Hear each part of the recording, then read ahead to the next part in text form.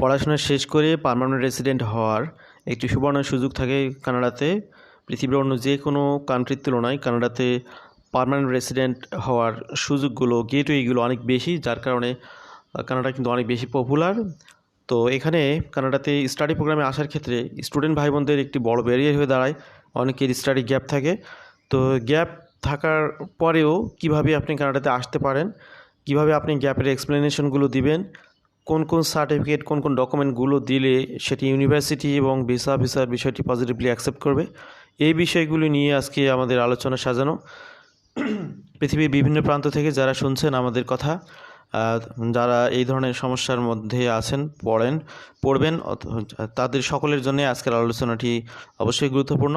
এই জন্যে regular student এবং যারা ইরেগুলার স্টুডেন্ট পিআর হোল্ডার হওয়ার উদ্দেশ্যে আসতেছেন তারা আলোচনাটি শুনবেন, এটা আমাদের প্রত্যাশা। মূল ভিডিওটি দেখবেন। Having a break in between studies is often a normal part of student life as individuals pursue work, travel, and other opportunities in between stints within a classroom.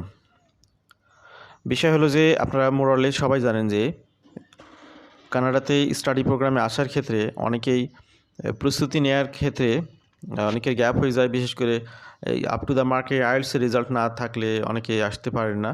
এরপরে দেখা গেল যে যারা নিজেদের দেশের বিভিন্ন ভালো ভালো ইউনিভার্সিটিগুলো রয়েছে সেগুলোতে চেষ্টা করেন, সেগুলোর কারণে অনেকের 1 বছর 2 বছর অটোমেটিক্যালি গ্যাপ হয়ে যায়। যেমন আপনি যে দেশ থেকে শুনতেছেন সেই দেশে রিনাউন্ড ইউনিভার্সিটি রয়েছে, পাবলিক ইউনিভার্সিটি বা প্রাইভেট ইউনিভার্সিটি।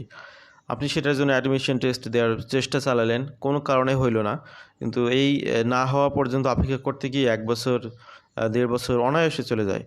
তো এই যে গ্যাপগুলো হয়ে যাওয়ার পরে আপনি যখন চিন্তা ভাবনা করেন দেশের মধ্যে যেহেতু ভালো কোনো প্রতিষ্ঠানে হলো না, তো এবার তাহলে একটু কানাডার জন্য চেষ্টা করি।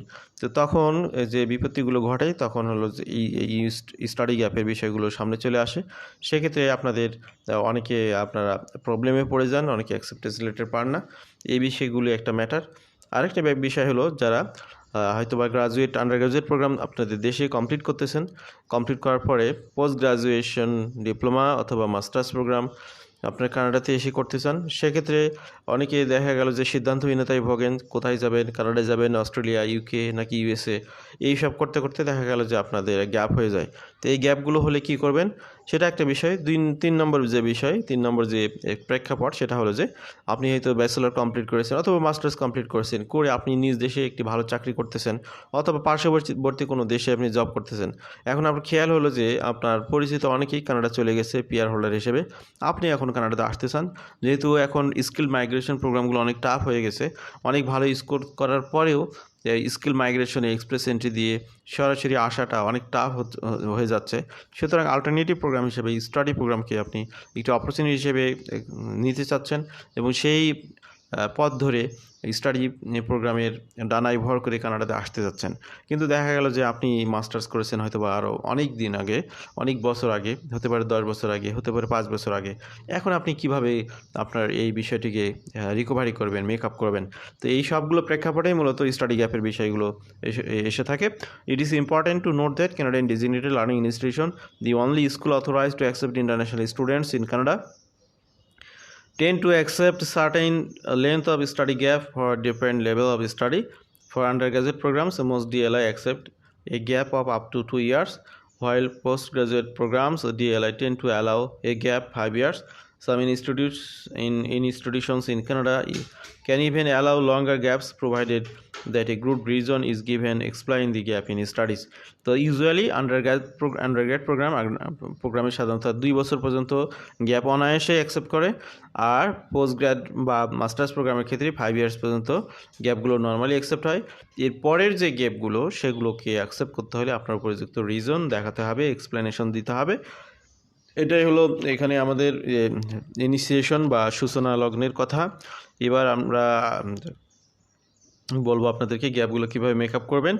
What are some examples of accepted reasons for study gap. তো স্টাডি গ্যাপকে অ্যাকসেপ্ট করার ক্ষেত্রে ডিএলআইগুলো যেভাবে আপনাদের বিষয়গুলোকে পজিটিভলি কনসিডার করবে, এখানে প্রথমে আসছে gaining professional experience. Many students choose to pursue full time, part time or internship work in their gaps years This include gaining experience with the field of choice, pursuing a professional credential or certification, and even just pursuing a salary. This can be acceptable reason if a student provide proof, including pay slip, a formal letter of employment, other relevant documentation providing their pursue of professional experience. এখন আপনি যদি intermediate শেষ করেও আপনি যদি full time কোনো একটি জবে এঙ্গেজ হতে পারেন বা এঙ্গেজমেন্ট দেখাতে পারেন, দেখা গেল যে অনেকে বিভিন্ন ধরনের প্রতিষ্ঠানে জব করে, সেগুলো আপনি যদি ফুল টাইম এক্সপিরিয়েন্স দেখাতে পারেন, সেখান থেকে এক্সপিরিয়েন্স লেটার নিয়ে সেখান থেকে যে আপনি মাঝে মাঝে স্যালারি পেয়েছেন সেটার জন্য স্যালারি সার্টিফিকেট বা পে স্লিপের কপি, এরপরে হচ্ছে আপনারা কোনো আপনি সার্টিফিকেশন কোর্স করতে পারেন শর্ট টাইমের, সেই সার্টিফিকেট কোর্সের কপি, এগুলো যদি আপনি সেখানে প্রোভাইড করেন তাহলে এই বিষয়গুলিকে পজিটিভলি দেখা হবে। তখন এই গ্যাপগুলোকে মেজর প্রবলেম হিসেবে কাউন্ট করা হবে না। এটা একটা বিষয় গেল। Study gaps, student may choose to take a study gap to prepare for various kinds of entry exams that are required to apply at a DLI, Canadian DLI, or for a study permit. These can include program-specific test, English or French proficiency test, and others. Supporting documentation here can include a receipt of payment for the test or preparatory courses, test result, and any other documentation that can help prove the reason of gap year was study related. তো study গ্যাপসের বিষয়গুলো এখানে at a গ্যালেন্সে আপনারা বুঝতে পারলেন। এরপরে হচ্ছে আপনার medical health related reasons.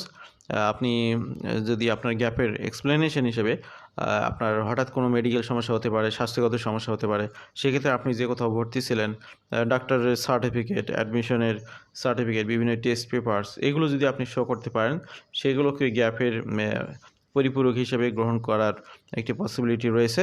আর study গ্যাপের যে বিষয়টি সেটা হলো যে ইউজুয়ালি স্টাডি গ্যাপ হতে পারে যে আপনি অন্য ইউনিভার্সিটিতে ভর্তি থাকতে পারেন, তো এগুলো আপনি কোথায় কোনো প্রতিষ্ঠানে ভর্তি হয়েছেন, আপনার দেশে 1 বছর হয়তো পড়াশোনা করেছেন, সেখানে আপনার সকল পেপারসগুলো থাকে যে আপনি সেখানে 1 বছর পড়াশোনা করে বুঝতে পেরেছেন যে প্রকৃতপক্ষে এখানকার পড়াশোনার মান খুব একটা ভালো না, যার কারণে আপনি এখানে থাকতে চাচ্ছেন না, আপনি অন্য কোথাও সুইচ করতে চান।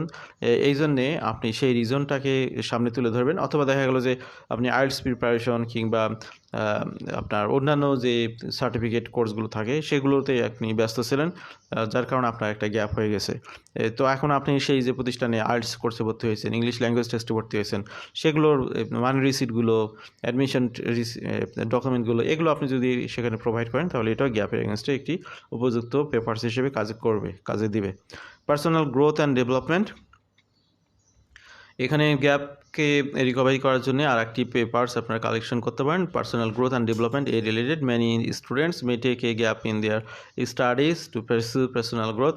This could include acquiring new skill, gaining valuable life experience through travel or charitable endeavors, and undertaking personal and professional development course. Supporting documentation here could include personal statement of how the gap years was spent, any relevant picture of supporting media materials, receipt of payment for any related expense, and any other documentation that could necessarily prove how this was spent. তো আপনি ব্যক্তিগতভাবে বিভিন্ন ধরনের প্রোগ্রামে বিভিন্ন কাজে engage থাকতে পারেন, সেগুলোর উপযুক্ত প্রমাণ যদি এখানে ডকুমেন্ট সহ পেমেন্ট রিসিট সহ এখানে সাবমিট করতে পারেন, সেগুলো আপনার গ্যাপের এগেনস্টে এখানে কাজে লাগবে। A note on what to after receiving a letter of acceptance. After new changes announced on January 2024, the international student program student have an additional step to must receive Canadian study permit after obtaining a letter of acceptance from a DLI, namely part of IRCC recently announced that permit cap in 2024, which will be managed by Canadian provincial governments. Student must now also receive a provincial registration letter. তো এখানে letter of অ্যাকসেপ্টেন্সটা আপনি university থেকে নেবেন, acceptance পাওয়ার পরে আপনার provincial attestation letter এইটাও university থেকে আপনাকে নিতে হবে। এই দুটি সমন্বয় করে দুটি একসাথে অ্যাটাচ করে আপনাকে মূলত স্টাডি পারমিটের জন্য আবেদন করতে হবে। এখন বর্তমান সময়ে দিস PAL বা provincial attestation letter will be administered from province or territory where a student whose DLI is located and indicate to IRCC that an international student acceptance is legitimate and part of that province and territory allocation of the overall study permit cap. In addition to the provincial registration letter, must also include study permit applications.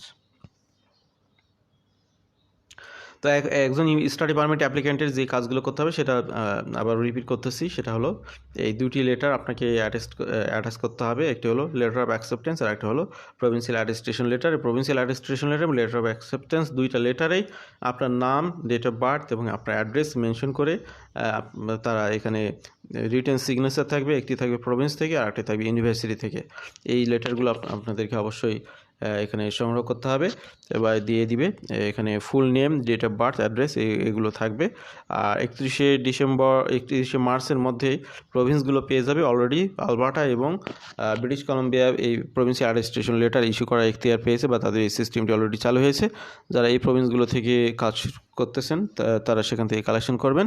তো আমাদের সাথে থাকার জন্য আবারও ধন্যবাদ। ভালো থাকবেন সবাই। আল্লাহ হাফিজ। সালামু আলাইকুম।